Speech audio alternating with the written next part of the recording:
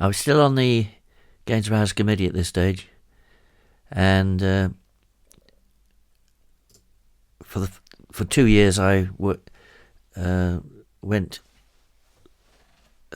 drawing, painting every day in the home where my wife was working, Hazelcott Old People's Home, which was a council-run home, and it was of a very good standard of its day before privatisation took over.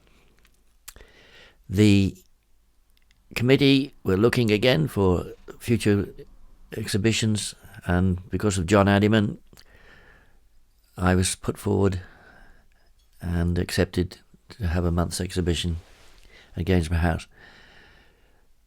The exhibition caused quite an uproar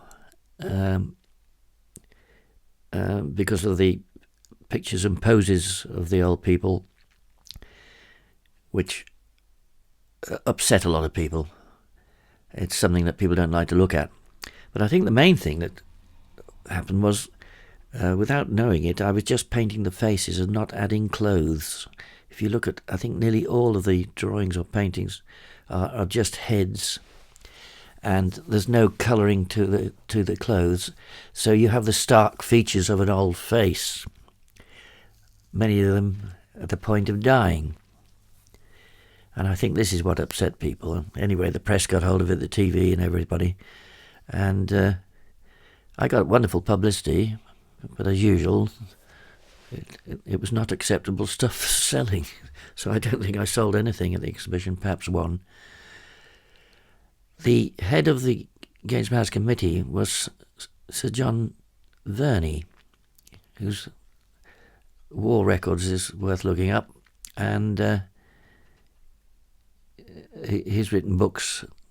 He did fun furniture with like cupboards and things, and the knobs on the cupboards would be the breasts of a lady, and it was almost cartoon fun on 3D. But anyway, he opened the exhibition, and his opening words, "Where's the bloody press? You, go and fetch them, and if they don't come over there, I'm going to send the police over." And everybody was stunned, nearly dropped their glasses of wine, etc., etc. And the press had been invited, of course, but nobody could be bothered to walk 150 yards across from the press office to Gainsborough House. Anyway, the Eastern Daily Press sent somebody over, a young man, young lady, can't remember, and Sir John gave them a real verbal mouthful, accusing them of sheer laziness and uninterest in what's going on. "And this is one of the most important exhibitions you'll ever see, and you're not even bloody well here."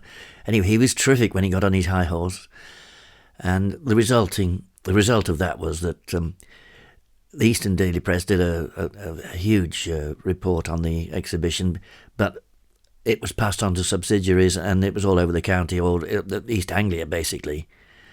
And there's just one quote I should remember here, that an awful woman was in charge of the Eastern Arts, Jane Heath, I think her name was, refused any arts money to go to the exhibition.